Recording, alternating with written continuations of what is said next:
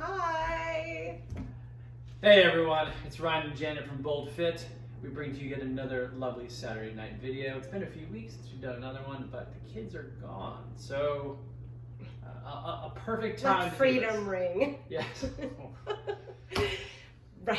So, I handed the time quickly over to Janet because she's all week we've been bouncing back and forth this specific subject, and I know she's done her research. So, with that said, Thank you, Ryan. Actually, before we get started with that topic, I wanted to give a little promo shot here and a special thanks to Ryan. Basically had kind of a shitty Mother's Day, which partly included our oldest cat deciding to die. have Almost stuff die. coming out of both ends all over the house. So it wasn't a great day, and I was pretty bummed about it. We had just a little bit of a kerfuffle there. He is okay, by the way. Yeah. He's once again doing his thing. He's pretty old. He's 20. Yeah. So anyway, and this, again, was it Friday? I think so. Yeah. So I was about to leave in the morning to go train, and Ryan all of a sudden ran to the door and saying thank you to somebody, and he had a package, and he was like, "Oh my god, I'm so excited!" And I'm like, "What?" I'm in my usual mundane, I gotta get out of here. That's all I can think about. So anyway, the package was something that he bought for me, and it is from Rafa, which is his favorite cycling apparel. Both actual and more casual. So he got me this awesome jersey that's this really beautiful dark navy, and it's got this awesome kind of I don't even know what I'd call this. It's a slash, a pink slash on the armband. That's part of their signature look is they have a different colored armband and it has the logo on it. So anyway, it is the Giro d'Italia right now. Pink is a very key color to it. I so wished it would come before the end, and it did. Yeah. So the pink armband jersey has arrived for some good rides. So and very functional indeed, because you can obviously if you're riding, whether it's casual or just on the road, put your shit in there, right? So it's already got built-in pockets, and then bonus also some pretty cool graphic socks. So yeah, matching socks. I was pretty impressed with that whole thing. So thank you. All right. The topic that has been preoccupying me, we've been here before. We've been with this theme before, and I want to start it by saying that we talk about this, how there's something with human beings and an obsession of finding perfection, whatever that perfection is to you, whether it's the perfect push-up or the perfect Rachel cut or whatever. You just dated us really, really badly there. Anything, every time you hear about something being ideal, it's perfect, right? And even maybe just the fact that it's ideal. And this, throughout history, we've had a fascination with our own aesthetics, right? I mean, you see it all over in art and other manifestations in media and print, and, and it's changed over time, right? The norms have certainly shifted wildly, and it still could, in a totally different direction than it is now. But right now, the way that things have pretty much become so technologically focused, and particularly our lives now, because we've just gone through this huge pandemic where it's not over yet, and we're still not able to fully engage in person with everybody yet. We're still trying to figure that transition. So more and more people are obviously online, and whether that's for work, Zoom calls, or binging movies, whatever. Or binging Zoom calls, which is a real thing now. That's sad. There's definitely been an uptick in like Instagram profiles and people coming on there and, you know, and the likes.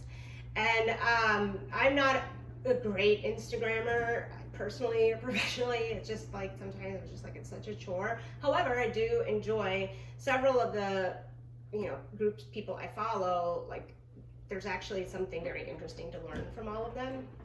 But there is this enormous culture of now, and I'm sorry, I am gonna admit I'm old, a little bit late on this, as only finding it out like this past week, but the app Facetune that is very popular, that was created back in like 2013 by 5 men, 4 of them were PhD computer scientists. I mean, this should tell you already, like, it's got to be a little bit questionable. Technology. Right. So scary.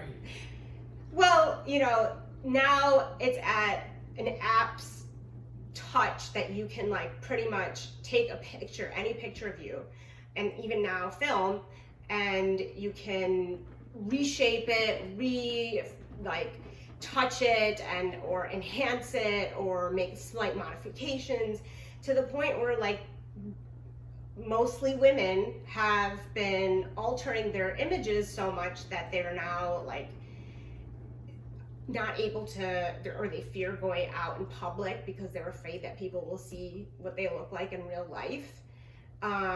It's certainly hit a toll on mental health disorders and body dysphoria, and then, you know, all of this is magnified by living under these kind of already stressful conditions.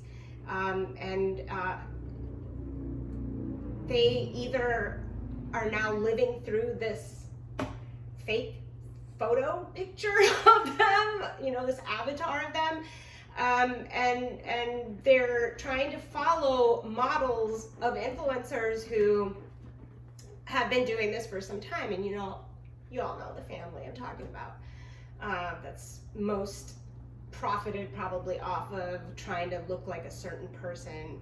And you know, women are going and taking Kardashians. Yeah. She means Kardashians. Just don't want any ambiguity. Yeah, true.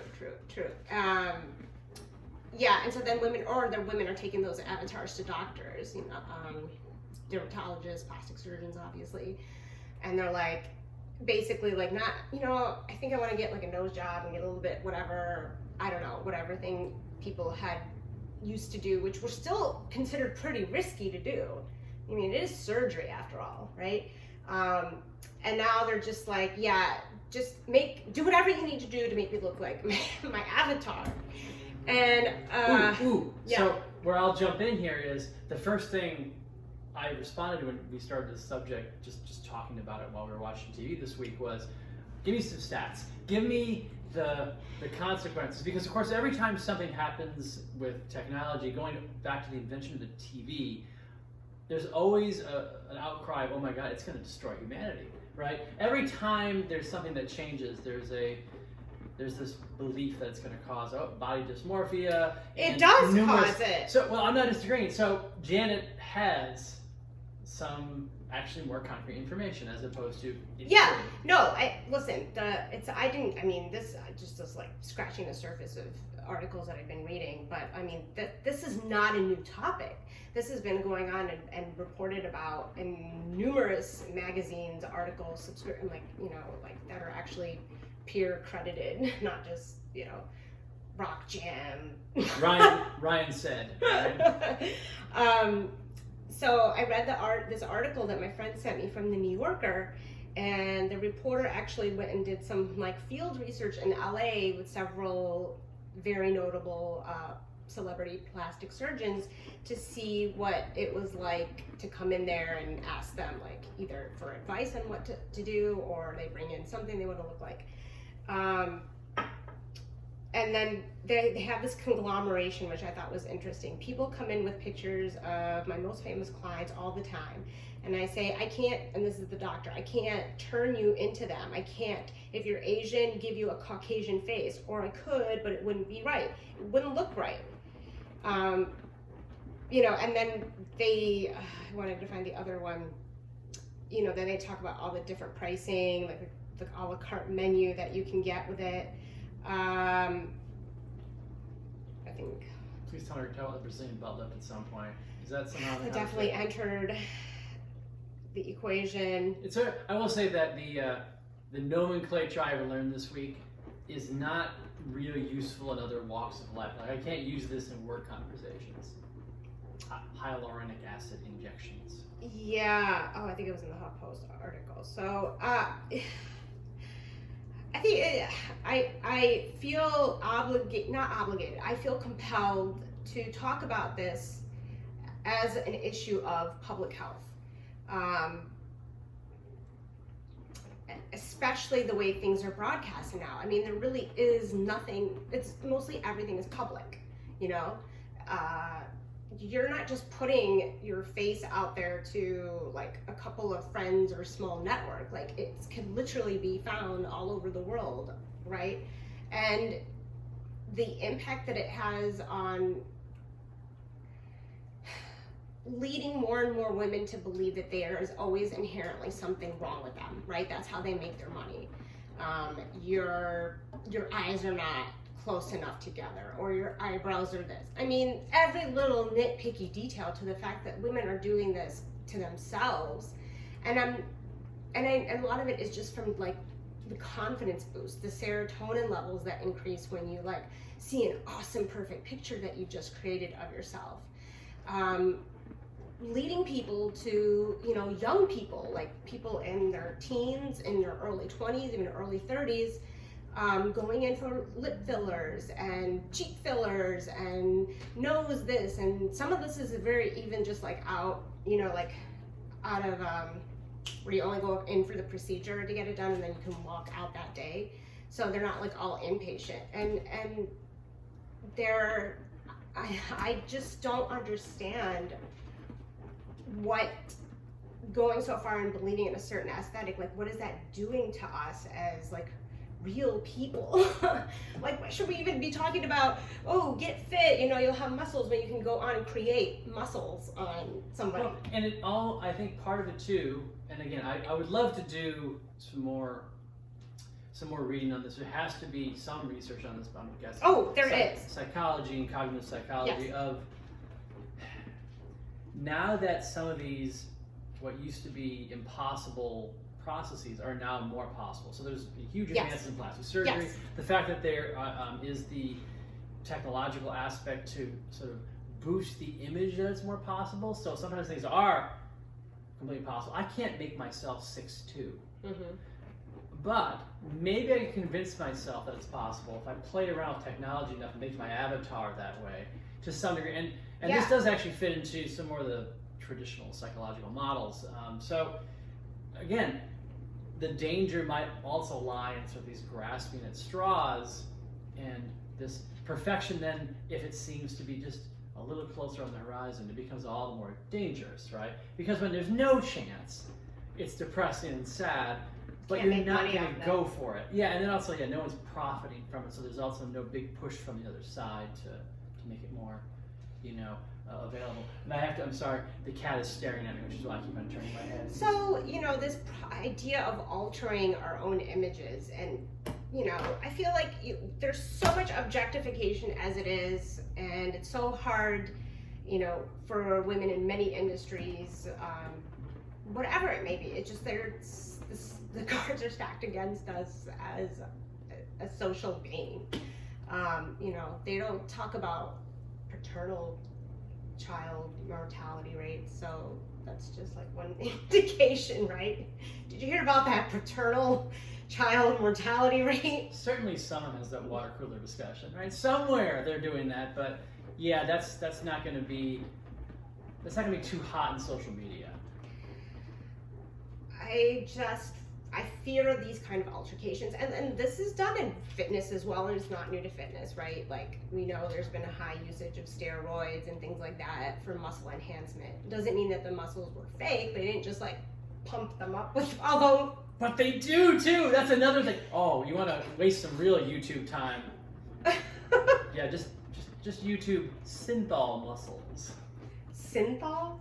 What is? Oh, that's where they pump it up. The oil basically into it. Oh, it looks as good as you can imagine, by the way. Oh yeah, brilliant. Yeah. So like here's another one. They were talking about like impossible things to replicate. Jaws so slim, teeth would need to be pulled. Facial structure so warped, eyeballs would need to be repositioned. I mean, this all sounds like when they did the measurements of a Barbie doll and tried to extrapolate those to human proportions. Like, well, she'd be 7'2", she'd have 14-inch waist. She's mixed race too. They talk about how like they have the certain eye features that are that's more the modern, right? That's the aesthetic, and honestly the Kardashian aesthetic. It's very interesting because it is both caricatured but also an amalgamation of America and the world potentially. So that does actually give it an interesting spin because, in a sense, they look a little like everybody in terms of where their complexion and their height and the shape of their features and the location of them fall in. You're like giving them like credibility. No, here, it doesn't give them credibility for looking a certain way. It's just very interesting.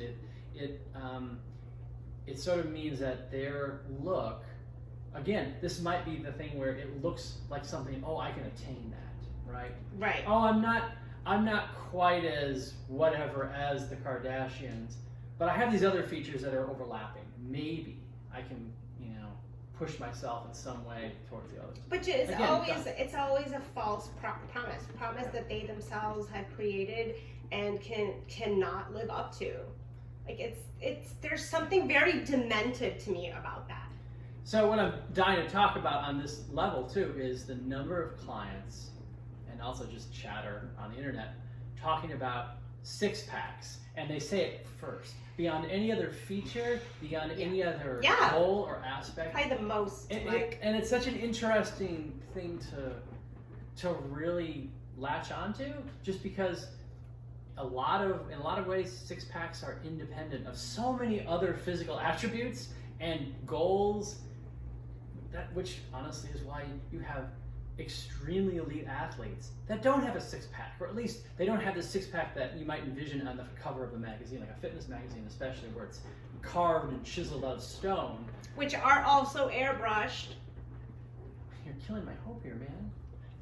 But anyway, I do this idea of perfection, definitely. It gets into fitness, and then you spend your time as a trainer trying to put the rationalization of why that's not a good goal to your client. And also, even if they don't ask, you have to sort of fear they are thinking this, right? To some degree, or some aspect of it. Oh, why can't I hit that perfect ideal? Yeah, but although I guess the age group that I'm primarily working with, as far as women, they're all older than their 20s. I mean, like most of us are in our like 40s and up. So I feel like we're in that almost like I don't really give a fuck about this or already there. It's not the main goal. Yeah, like that's encouraging. But it's there's a sort of protective, I don't know, reflex to it because I just feel like people they fucking need something to do. For real. Like they're so self-obsessed because they're just all their time is going into the self-obsession. Like it's not my dad. Get a job. That's Janet's method. That's the lesson. But I'm saying like fitness, there's people that go to fitness to look certain ways. I mean, there's always going to be that crowd, but you can also utilize it for things that are really helpful and beneficial for you to live life better. That's not focused either entirely or mostly on those kind of details. I would like to think of my clients, the ones who've mentioned it, the ones who probably think about it, and then the few that it's not really on their horizon. They don't want that, specifically a six-pack or some sort of perfection feature, right? Beach body. That we find our victors where we can. Yeah. And sometimes it doesn't mean they're not impressive. Yeah. Sometimes you get to a great goal where, wow, you just accomplished this. 6 months ago, you couldn't get even close to it, and now, like, and you do it as though it's easy, routine almost. Yeah. So those little victories do help, and I'd like to think that helps draw a little bit away from this ridiculous, and quite frankly, even if it's achievable, I would say in many cases, completely unsustainable anyway scenario. Yeah, like I think you need to have something that's going to be a little bit more long lasting, and that's the problem. Like everything is so like fast moving, it's changing constantly. They really don't have any sort of concept of mindfulness. Even for us, we're like, mindfulness, there's time for this shit. But it's, it's a thing. It's a thing that can actually be very beneficial without any sort of pharmaceutical or even medical intervention. You don't even need to pay for it, and you can do it anywhere you need to.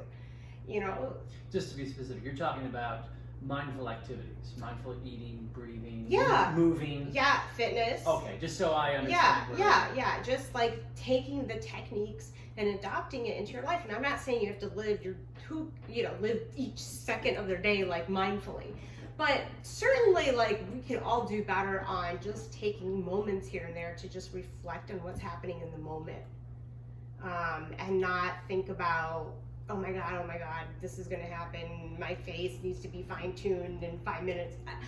Just forget about that. Like, let it go. Look out the window. Look at the tree.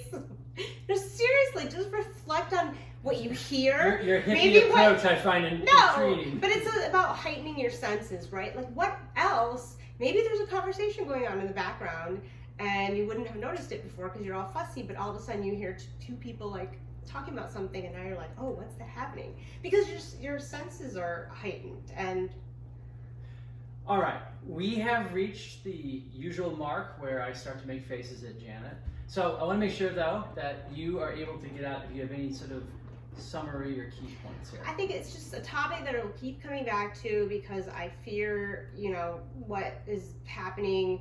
There's always a fear as far as what's happening in women's health. And, the more and more that we are faced with all these mental health issues, there's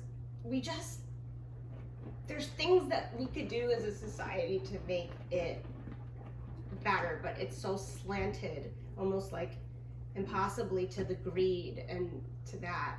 And like you said, there's whole structures that profit from aspects of it across the board, right? Not just the ones you mentioned today. Right. I mean, obviously, there's a whole beauty products, gear. I mean, you name it.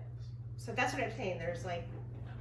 So we're definitely gonna talk about this again and again. Yes, please. So one thing. Get off of phase 2. I can't wait to go into phase 2. It's gonna look great. So here's just one thing I promised. I promised Janet, and I think this is a good kind of ending point because I haven't even shown this to Janet yet, and I think she'll be very entertained because I've been threatening this for a while. And the threat was there's something I wanted, and I kind of wanted this particular toy so I could, use it across the house and in everyday life. So today, for your benefit and your enjoyment, we're gonna put on our Viking helmet, which Janet has never seen until this moment. For the record, dude, you would get a crazy, ripped, strong, yoked look wearing this because it weighs 10 pounds. Also, I don't recommend hitting me in the head while I'm wearing this, so that's not very padded. I'll probably ring my bell. So I promised Janet I would mow the lawn in it. I'd go get the mail with it. I'd pick the kids up with it. There's no way they're gonna let me pick the kids up. Yeah, there's no way. They would. I'm not gonna be like, oh, So anyway, with that said, we are BoldFit. As always, please make comments. Please click on the like. Please subscribe if you haven't already. Who knows what I'll bring up next week to show Janet that she's never seen before. I just can't. And on that note, see, that's what we need, more laughter. Take care of yourselves out there, guys. God.